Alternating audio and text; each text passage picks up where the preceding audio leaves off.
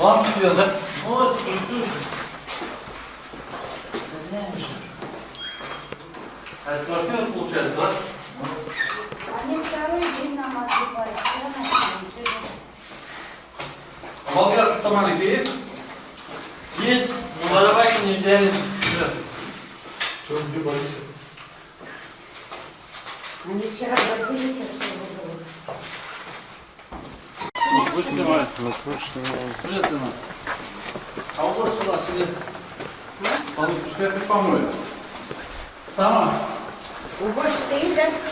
Есть, конечно. Мы как-то подмели. Мусорные ящики. Где большого ящики? Куда? А туда сложили? Ну, чтобы в классе не мешалось.